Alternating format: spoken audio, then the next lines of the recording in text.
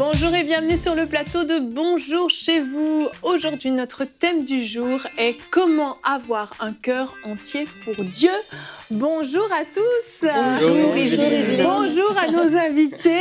Et je vais commencer, Pasteur Dorothée, excusez-moi, mais par notre invité surprise, parce que je l'avais annoncé hier. Roulement de tambour, Louis Raja. Vous nous avez amené votre fils et oui. Franchement, c'est vraiment un honneur, Louis, que tu sois avec nous. C'est génial, vraiment. Ça me fait super plaisir parce que vous allez faire une rubrique famille en équipe. Eh bien, écoutez, oui, Dieu a conduit les choses de cette façon-là. C'est un peu la surprise parce qu'on ne s'y attendait pas, mais les choses se sont goupillées ensemble. Et puis, je crois que ça va être une bénédiction. Si ça peut être une inspiration pour certains et certaines, c'est ce que l'on souhaite. Amen, amen. Pasteur Dorothée, je vous représente au cas où quelqu'un dans la francophonie ne vous connaîtrait pas. Oh mon Dieu, je me surprendrai quand même. Vous êtes la surprenant. pasteur principale de l'église PCC Paris-Centre Chrétien, oui. En région parisienne dans le 93. À la Courneuve, oui. À la Courneuve, c'est Exactement, ça. oui. Je n'étais plus sûre, Bobigny, Courneuve. Ma géographie française commence à partir. Hein. Alors 8 ans au Québec quand même. Ah. Et vous allez donc faire une rubrique famille tous les deux ensemble. Ouais. Une rubrique famille sur justement l'éducation des enfants, c'est ça? Oui, tout à fait, sur l'importance d'instruire son enfant pour surtout bâtir une équipe ensemble. Dieu veut qu'on fasse équipe. Les familles sont censées être une équipe gagnante. Donc on va voir ça dans quelques instants et je pense que ce sera très intéressant. Oui. Ah, c'est sûr, on a hâte. Mais avant ça, vous allez faire la pensée du jour parce qu'aujourd'hui on va parler d'avoir un cœur entier pour Dieu. On va voir tous ces bénéfices qu'on a à vraiment être tout entier à Dieu et on en parle tout de suite dans la pensée du jour.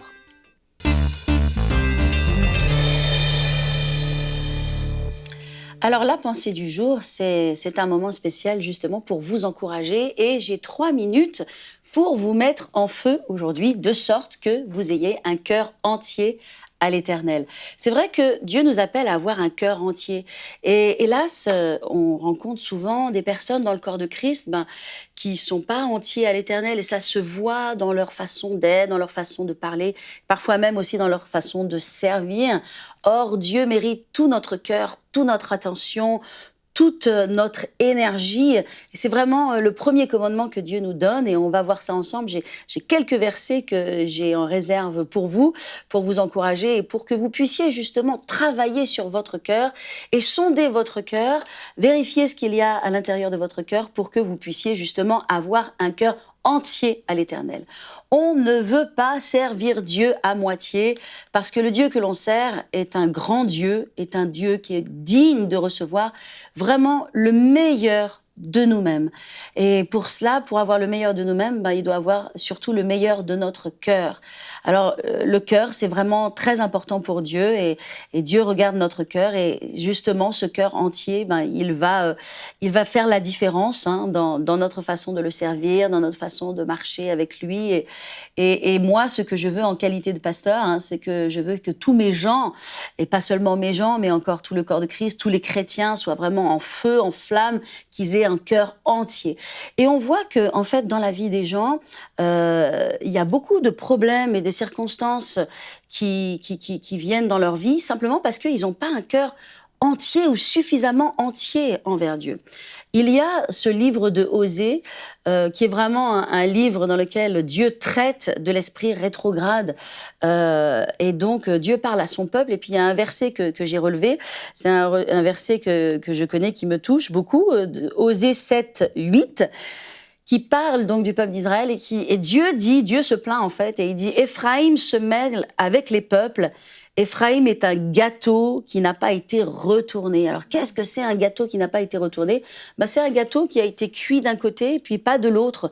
C'est-à-dire, il a reçu sur certains aspects, mais pas complètement. Alors, on sait ce que c'est que de manger un gâteau qui n'est pas tout à fait cuit. C'est vraiment pas terrible. Et on veut pas être un gâteau à moitié retourné ou à moitié cuit. On veut être un gâteau complètement cuit. Et pour être un gâteau complètement cuit, il faut avoir pleinement donner son cœur à Dieu sans réserve.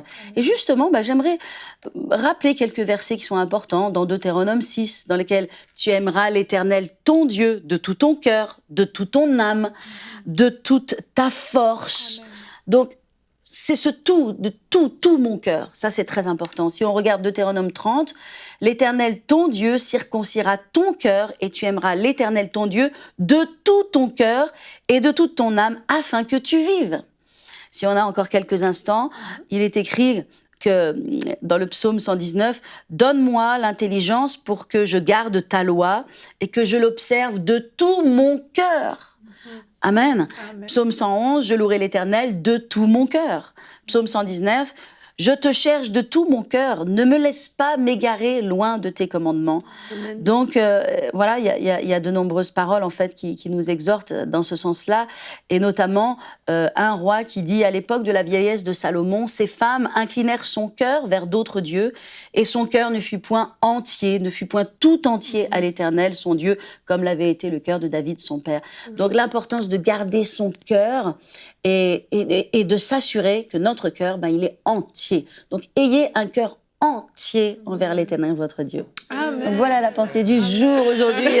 Merci beaucoup, Pasteur Dorothée. C'est un sujet super important et on a besoin d'être vraiment enseigné sur ces choses-là parce qu'on peut vraiment se faire voler. Sinon, on peut croire que c'est suffisant de donner un petit peu à Dieu, d'être justement ce gâteau partiellement cuit. Ouais. On peut estimer que c'est suffisant. Mais en préparant l'émission, j'ai fait un petit exercice, entre guillemets. Je vous invite à le faire à la maison. Allez sur EM Bible, sur EMCI TV.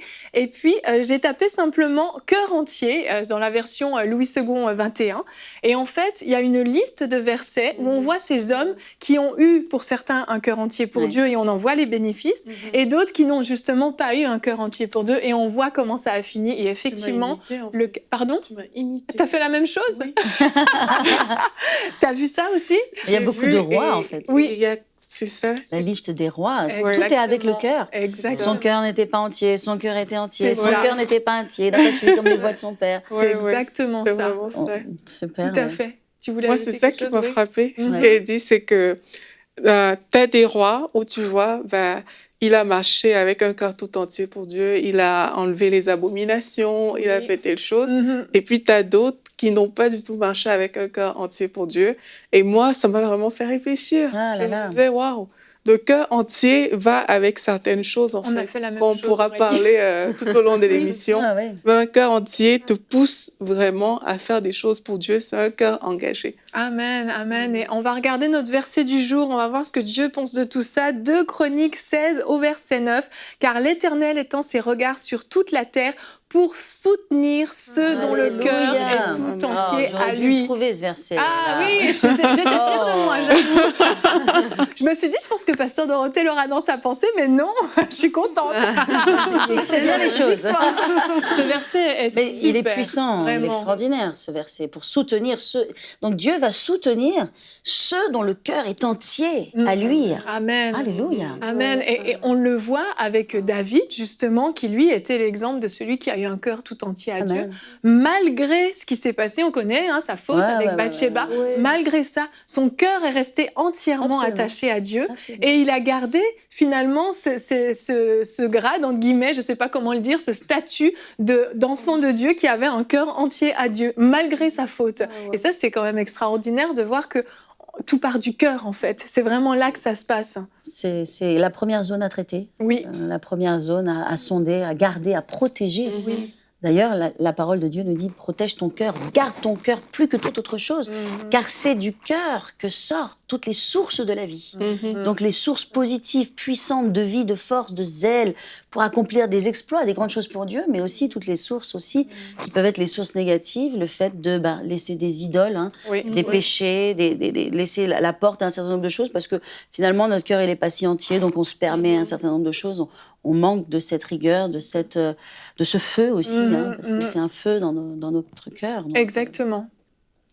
Anne, elle est perplexe. Oui, elle réfléchit, elle est comme... Okay. Non, en fait, j'étais en train de... Je voyais une image où tu étais dans la pièce et il y a plein de portes ouvertes. Et parfois, on n'est pas forcément encombré par des choses qui viennent voler à Dieu sa place, mais par contre, on a laissé les portes ouvertes et il y a beaucoup de choses qui peuvent entrer, sortir, des courants d'air. Et je voyais une flamme au milieu qui s'éteignait, tu sais, ces flammes qui se penchent avec les portes ouvertes, le vent. Et c'était l'image que j'avais, c'est pour ça que je vous regardais. Puis je voyais ça en même temps que... C'est pas que j'avais... J'étais un peu sur ma lune. Voilà. Oui, bah non, c'était sur une lune divine, apparemment. C'était une bonne... oui, c'est une belle image. Parce que des fois, on n'est pas dans le péché à proprement parler. Okay. Parce que des fois, on confond le fait d'avoir un cœur entier pour Dieu et le fait de pécher ou ne pas pécher. Avoir un cœur entier pour Dieu, ça ne veut pas dire ne jamais pécher. Comme David, il a péché, vous disiez, avec Bathsheba, mais il avait quand même un cœur entier pour Dieu. Il s'est repenti et puis il a réaligné sa vie avec Dieu. Donc en fait, ça ne veut pas dire ne jamais pécher. Il ne faut pas confondre, parce qu'il y a des gens qui vont être des vrais pharisiens, mais qui n'ont pas un cœur entier pour Dieu. Exactement. Ils ont un cœur entier pour leur loi. Oui. Et tu as des gens comme ça qui ont des contours très rects, très parfaits, mais seulement leur cœur n'est pas tout entier à Dieu. Donc on peut avoir fait des entourloupes que Dieu nous a pardonnées, mais avoir un cœur entier pour Dieu. Mais c'est là qu'on voit justement si on a vraiment un cœur entier pour Dieu, c'est que quand on pêche, on tombe, on se repent on se relève et on continue la marche avec le Seigneur. Et j'aimerais dire que la francophonie, qui est dans notre cœur, qui est notre appel, il y a tellement de gens qui ont besoin d'entendre l'évangile, on peut dire vraiment en France et en francophonie, qui a beaucoup de millions de gens encore à atteindre pour qu'ils entendent l'évangile. Dieu a besoin de cœur entier pour atteindre cette nation. Et en fait, les gens qui ont des cœurs entiers vont pouvoir accomplir des exploits pour Dieu. Amen. Vraiment. Mais c'est comme, il y a des personnes, moi c'est aussi comme ça que je vois un cœur entier, qui veulent assez accepter Jésus pour le salut, mais pas assez, par exemple, pour vivre dans la victoire, pour vivre par rapport aux promesses de Dieu et tout ce qu'il a accompli. Et moi, quand je vois ça, je me dis, mais ça veut dire que quelque part dans le cœur, mais il y a quelque chose qui n'est pas entier en fait. Parce que pour moi, un cœur entier, c'est vraiment un cœur engagé. C'est un cœur qui a tout embrassé. C'est un cœur qui a dit oui à tout. C'est pas un coup, je suis avec toi, Seigneur Jésus. Et un autre coup, je te laisse un peu tomber.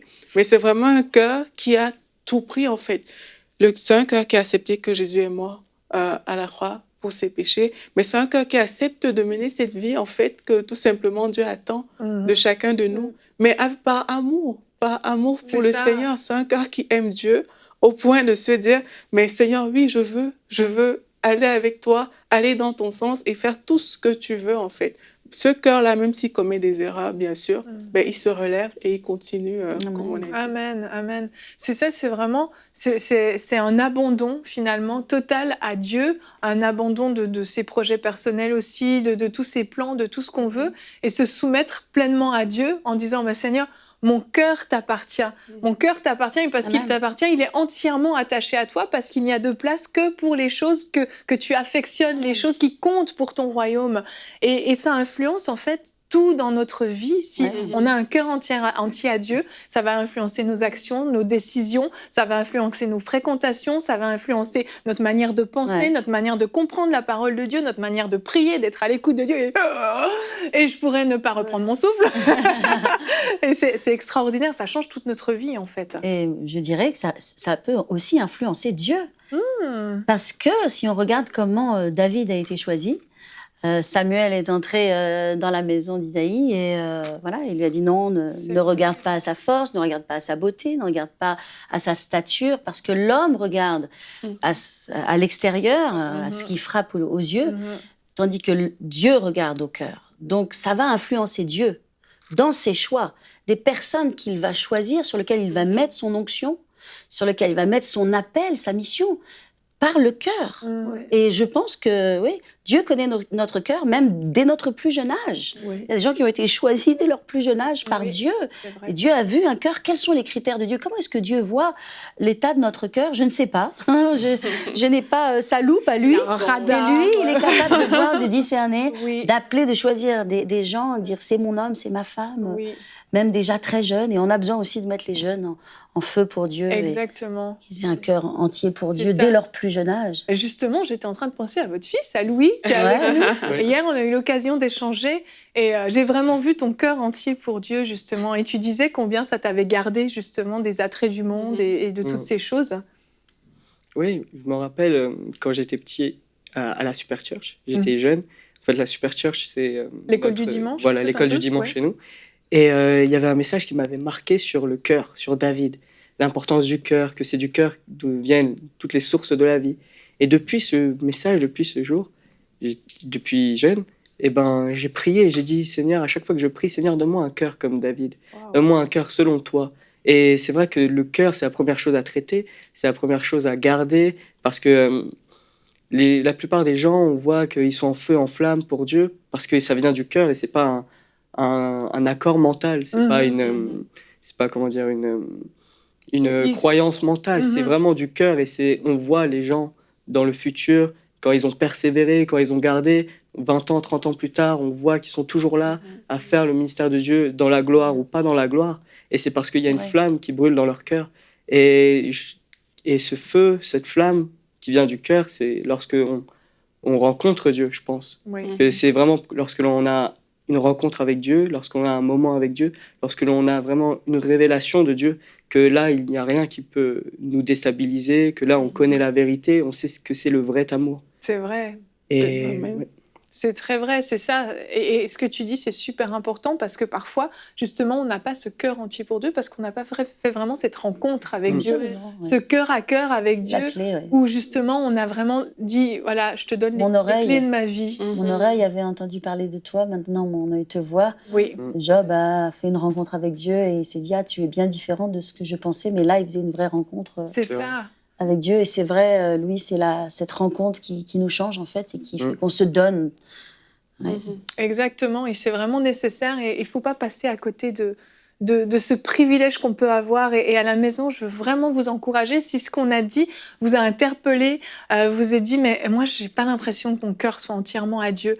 Vraiment, faites cette rencontre avec Dieu, comme en parlait Louis. Faites ce cœur à cœur avec Dieu, vraiment, où vous vous livrez pleinement à lui. C'est un abandon total. C'est une décision de toujours marcher selon sa parole, de lui confier vraiment les rênes de votre vie. Relâchez toutes ces choses que vous avez voulu peut-être garder pour vous, par peur d'en perdre le contrôle. Vous relâchez tout entre les mains de Dieu, vous vous abandonnez complètement, et vous allez voir, votre cœur va s'attacher à Dieu spontanément, et votre cœur sera entièrement à Dieu, et vous allez pouvoir porter tout le fruit qu'on a pu voir David porter, ou tous ces rois qui ont été justement entièrement à Dieu, tous ces fruits qu'ils ont portés, vous pourrez les porter aussi à votre tour.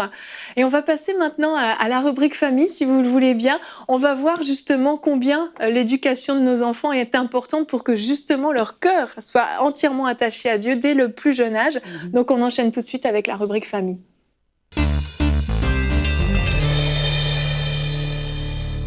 Donc, Pasteur Dorothée, vous me disiez, vous aviez à cœur de parler de ça, et j'étais super contente de votre thème, parce que vous disiez, il faut vraiment réaliser l'importance de faire équipe avec ses enfants. Absolument. Et je trouve super comme thème. C'est vrai que... on n'en parle pas souvent. Ouais, ah bon, d'accord.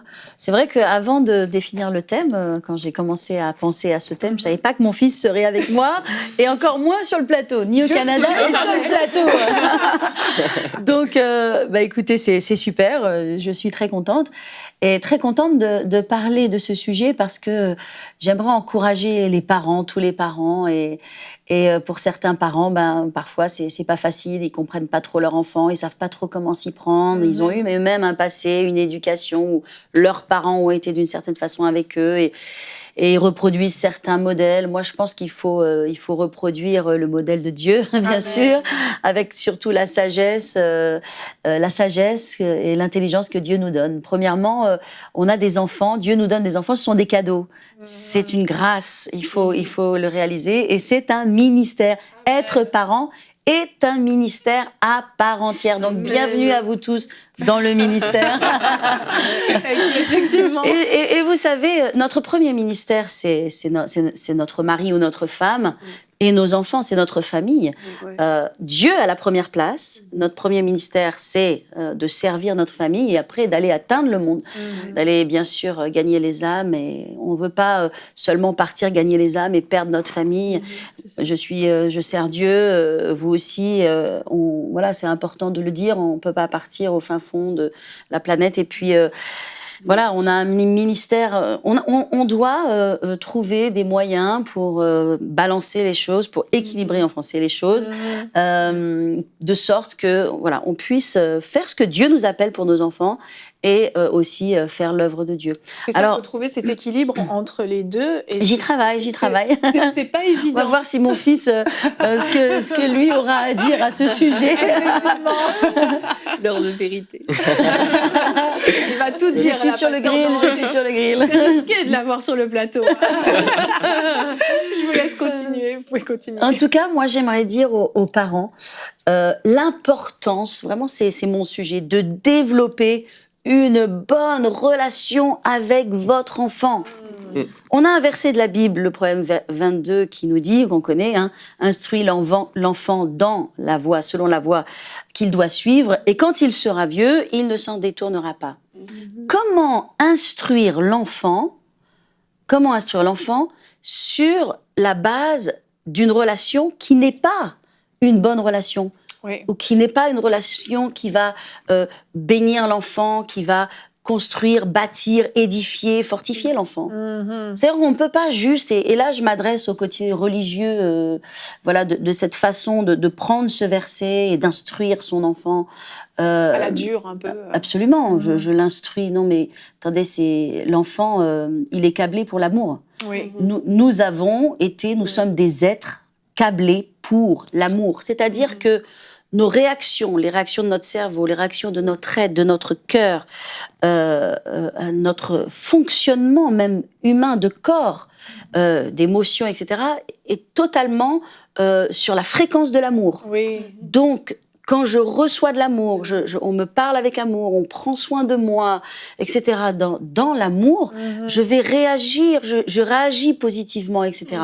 Mais je suis pas câblée pour la colère, pour la haine, pour des mots durs, pour des frustrations intenses. Et j'ai vraiment à cœur parce que je pense qu'il y a beaucoup d'enfants qui souffrent, même dans le corps de Christ. Il y a beaucoup, même dans des familles chrétiennes, bien sûr, et dans le monde, je n'en parle même pas, bien sûr. Et il y a beaucoup de jeunes aussi qui souffrent parce qu'il y a un écart de génération qui se fait. Et parfois, les parents amènent leurs enfants jusqu'à un certain âge, puis après ne savent plus comment faire la transition pour les accompagner en tant que jeunes adultes. Oui. Et donc, il faut vraiment penser à cela en tant que parents. Et il faut vraiment travailler à ce premier ministère. Notre premier ministère, c'est nos enfants. Et moi, mon seul désir, ma seule volonté, c'est que mon fils soit heureux. C'est que mon fils soit heureux d'être avec moi, qu'on puisse être partenaires ensemble dans la vie. J'ai la chance de l'avoir avec moi dans nombreux de mes voyages. Mon fils a 18 ans, un peu plus de 18 ans aujourd'hui.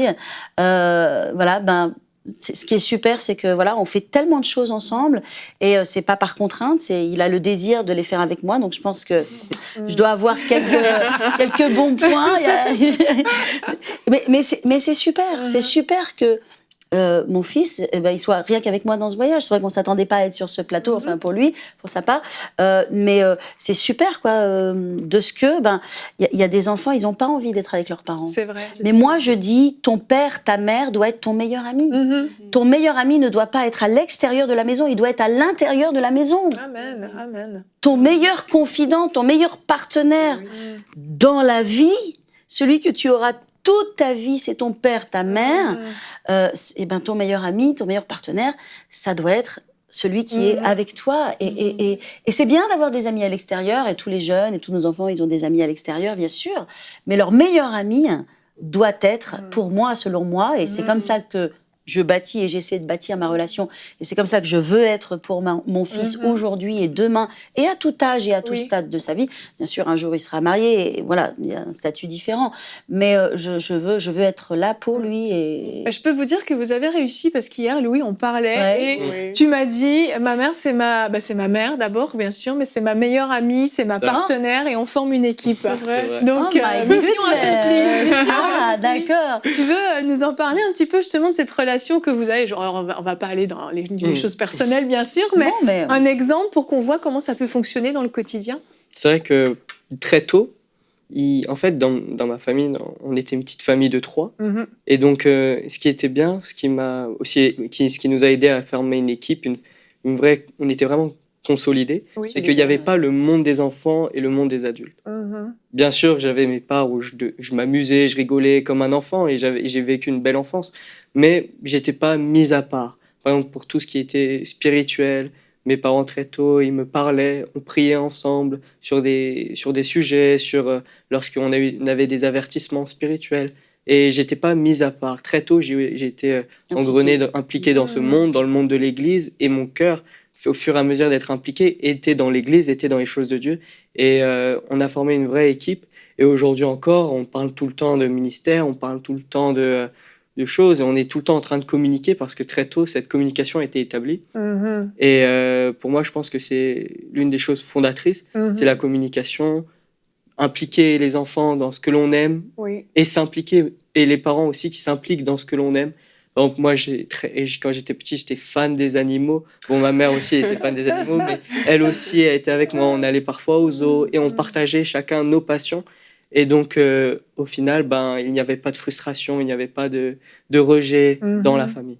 Et ça c'est quelque chose d'important, Pasteur Dorothée, justement qu'il n'y ait pas les choses des enfants d'un côté et les choses des grands, parce que parfois, quand on est dans le ministère, on peut se dire, moi, je veux préserver mes enfants de toutes ces choses du ministère, et puis, donc moi, je vais partir, je vais aller faire mes missions à l'extérieur, et quand je rentre, on n'en parle pas, et puis on fait comme une petite vie normale, mais finalement, c'est pas l'idéal, en fait. Moi, j'ai pas du tout adopté ce modèle. Après, je veux pas mettre une charge sur mon fils non, bien sûr. Et lui communiquer des angoisses ou des choses comme ça, mais en fait je lui partage vraiment ce qui est dans mon cœur et je fais équipe avec lui et je lui dis des choses, on partage ensemble, je lui parle de mes projets, je lui parle aussi de mes soucis, de certains soucis, de certaines préoccupations, je lui dis j'ai besoin de prier pour ça, on a besoin de prier pour ça, donc finalement il est pas à l'extérieur de ma vie et notre vie, c'est notre vie de famille avec toute notre famille, mais c'est aussi le ministère qui prend bien sûr énormément de temps, voilà, et dans tous les projets, dans tout ce que l'on fait, la maison d'édition, etc. Donc, non, il est... C'est ça, il a appris dans la pratique avec vous, en fait. Il a appris à prier, il a appris à connaître la parole de Dieu, même dans sa relation avec Dieu, en le faisant ensemble, en fait. Et puis, je lui dis des choses, et donc, il connecte avec moi, on est ensemble, ça l'intéresse. Et parce qu'il n'est pas à l'extérieur, il est à l'intérieur, il est dedans, mais c'est naturel en fait, notre façon de fonctionner. Et moi, je crois dans l'équipe. Je crois dans le fait que parents, enfants, on doit faire une équipe gagnante ensemble, on est partenaires. Si tu as des problèmes, je suis là pour toi. Quand j'ai des problèmes, tu es là pour moi. Et on fonctionne vraiment dans ce mode-là. Il est là, mon fils, il est là pour moi quand j'ai des soucis, quand je dis j'ai besoin qu'on prie, ou je ne sais pas trop comment faire comme ça, qu'est-ce que toi tu en penses, etc. Donc, il automatiquement, un enfant, un jeune, il est valorisé, il fait partie du truc. Et c'est naturel, mais c'est ce qui fait on est soudés, quoi. C'est fort, c'est très fort. C'est génial. Et dans les notes que vous m'aviez envoyées, vous parliez aussi beaucoup justement de la bienveillance, que c'était important justement de manifester ça auprès de nos enfants. Est-ce que vous voulez nous en dire un petit mot par rapport à ça ? Oui, absolument. Comme il est écrit, quel que soit le format de la cellule familiale, notre cellule familiale, nous, on est une famille de deux, quoi. Mais il y a aussi... C'est une famille quand même. Mais c'est une famille. Absolument. Et c'est important, oui, effectivement, la façon dont on se parle, la façon dont on communique ensemble. Je crois beaucoup dans le fait de se demander pardon. Et je crois beaucoup dans le fait que, voilà, mon fils, quand il va un peu trop loin, il demande pardon. Et moi aussi, je demande pardon. J'ai pas de problème à demander pardon. Et parfois, je dis ça dans mon église. Je lui dis, mais pardonnez-vous les uns les autres. Mais moi-même, en qualité de pasteur, et quelle que soit ma position, si on part comme ça, mais que Dieu me garde de ne pas m'excuser quand je fais des erreurs, de ne pas demander pardon, et même à mon fils. Et il y a eu des moments dans ma vie où voilà, j'ai dû apprendre à dire pardon. Je dis, Louis, vraiment, je suis désolée, j'ai eu tort, mais c'est pas bien, je n'aime pas ce que j'ai fait ou ce que j'ai dit ou mon attitude envers toi, c'était pas juste. Et le simple fait de ce que il reçoit cette parole et notre relation est totalement restaurée. Il y a rien dans nos cœurs et on avance ensemble. Donc je crois beaucoup dans cela. La bienveillance, oui. Et vous avez aussi le point de la source d'inspiration et ça justement c'est important le modèle qu'on ait pour nos enfants. Ah oui, tout à fait. Oui. Il y a une chose qui m'a marqué dans mon enfance, c'est que dans ma famille, dans mon foyer, il n'y avait pas de place pour la dispute. Et c'est pour ça aujourd'hui qu'on s'excuse facilement l'un l'autre. C'est que déjà, entre mon père et ma mère, il n'y avait pas les disputes n'allaient pas au-dessus de 5 minutes. Il y avait, comme toujours, il y a des disputes, il y a des conflits, mais mon père venait ou ma mère venait et disait « Pardon, chérie, je m'excuse ». Ils s'embrassaient et c'était fini. Et moi, j'ai toujours vu ça et j'ai grandi dans une famille de paix, où il y avait la paix, il n'y avait pas de colère, de crise qui restait. Et au final, comment est-ce qu'on peut bâtir une relation saine avec ses enfants si déjà dans la famille, entre les parents, c'est chaotique. Donc, c'est un excellent exemple, une excellente source d'inspiration que j'ai eue de mes parents et c'est sûr, que je reproduis avec ma mère et que je reproduirai avec ma femme et mes enfants. Amen. Amen. Yes. Alléluia. Ah là là. Mademoiselle, un bon parti. C'est clair. Avec un grand appel.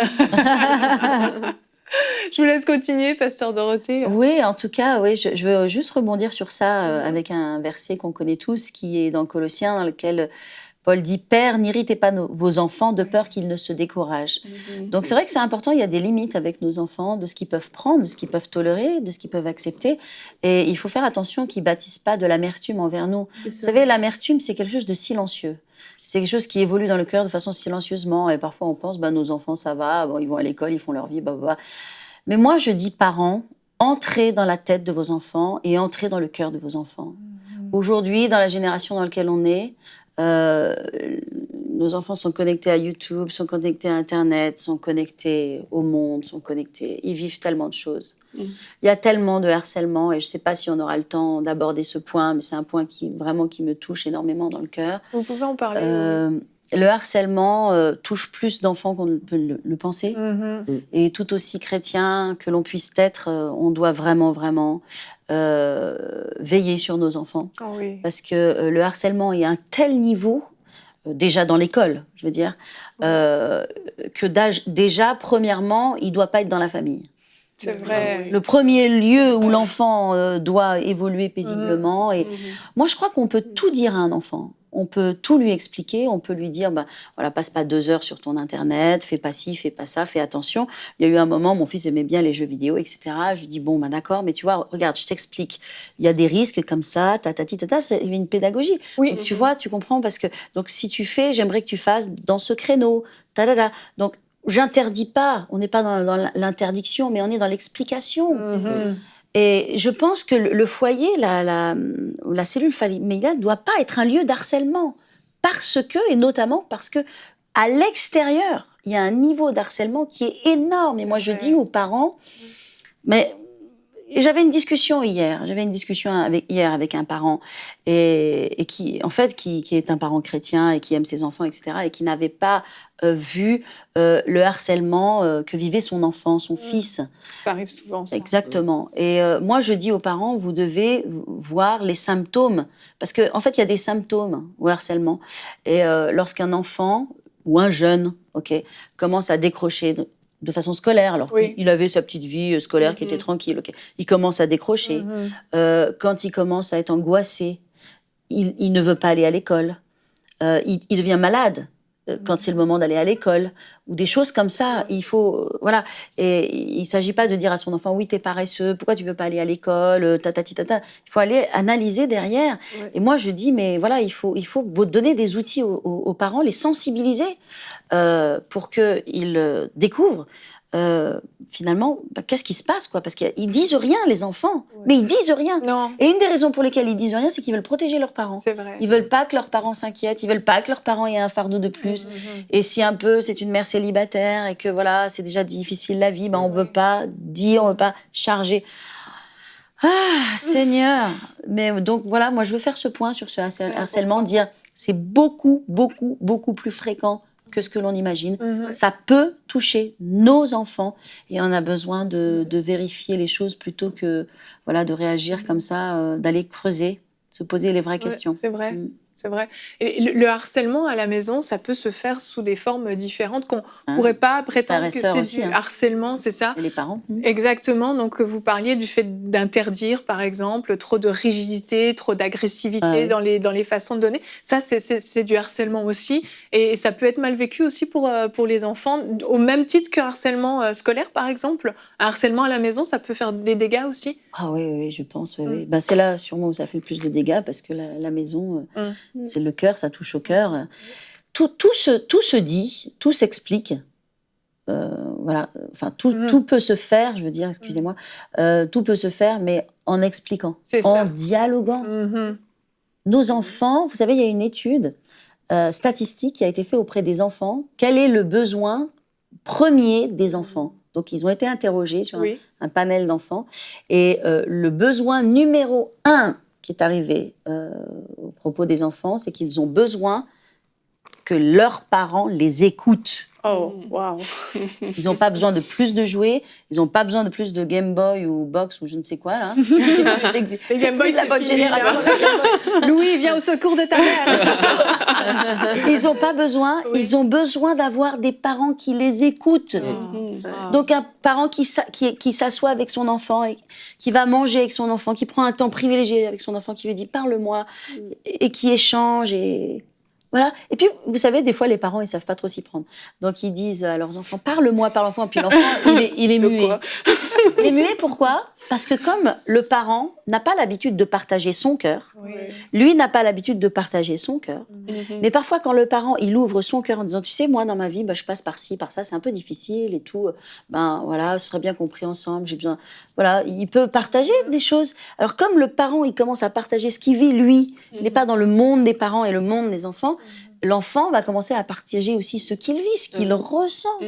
Parce que des fois, on veut s'asseoir en face de nos enfants et leur dire « Bon, dis-moi, dis, qu'est-ce que... » Explique, maman. Ils disent rien. Mais non, parce que c'est un échange, c'est un dialogue, c'est...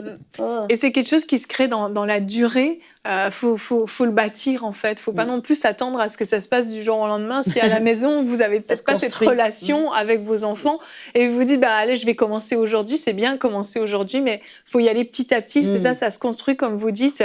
C'est vraiment une relation qui se crée, comme avec n'importe quelle amitié, d'ailleurs. Hein. On ne devient pas meilleur ami comme ça avec une personne qu'on n'a jamais rencontrée. Il y a une relation qui se crée et petit à petit. Et je pense qu'il faut prendre le temps d'investir dans cette relation aussi amicale avec nos enfants, amicale dans le bon sens du terme, parce que c'est pas là, t'es mon pote et puis je te respecte pas. C'est vraiment dans l'intimité, dans ce lien fort qu'il peut avoir.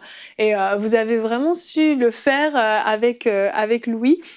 Toi, tu as vécu ça et pour toi, ça a été bénéfique parce que vraiment, vous avez cette relation qui est bâtie. Aujourd'hui, tu as 18 ans, c'est sûr, tu n'es plus un enfant, tu rentres dans le monde des adultes, donc c'est facile. Mais toi, petit, t'as aimé justement faire partie de ce monde des adultes, puis pas te sentir à l'écart vis-à-vis de tes parents. C'était important pour toi? Oui, c'était important.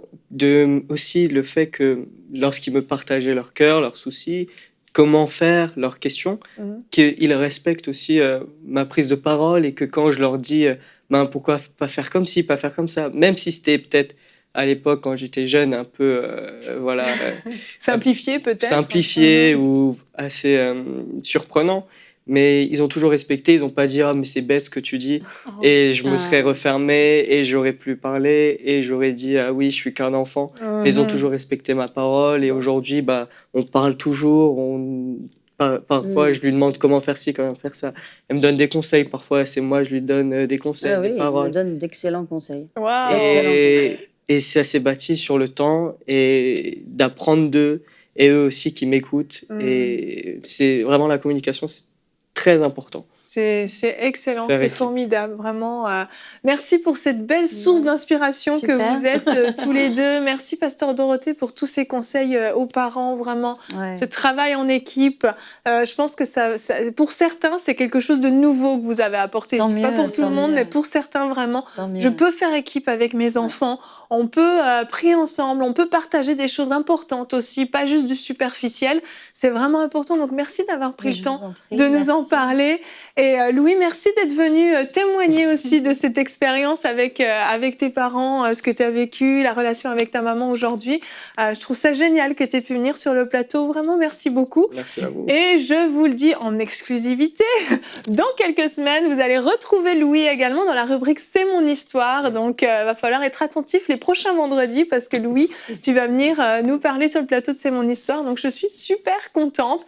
Et Pasteur Dorothée, on vous retrouve déjà demain parce qu'on ne se passe pas de vous. On vous retrouve demain, on vous retrouve jeudi également. Demain, vous allez faire une rubrique Conseil du coach sur l'importance d'avoir de bons amis dans la vie. Et je suis convaincue que ça va être excellent. Et notre thème du jour sera la solitude, une souffrance pour beaucoup. Et oui, pour certains, la solitude est vraiment quelque chose qui vous pèse, qui vous assomme. Vous allez voir, on va vous proposer des solutions demain et vous allez être encouragés, vous allez être fortifiés. Donc ne manquez pas l'émission de demain. Merci encore Louis, Pasteur Dorothée d'être venu. Et merci à vous Aurélie et Anne. On se retrouve demain. Bonjour chez vous. Savez-vous que EMCI a besoin de 8000 partenaires mensuels pour entrer dans une nouvelle saison? Je veux vraiment vous encourager à chacun de vous, si vous ne l'avez pas déjà fait, à devenir partenaire avec EMCI pour qu'on puisse voir cette belle œuvre porter beaucoup plus de fruits dans toutes les nations francophones. Dès maintenant, donnons pour faire entrer EMCI dans une nouvelle saison. Pour faire votre don, rendez-vous sur emcitv.com/8000.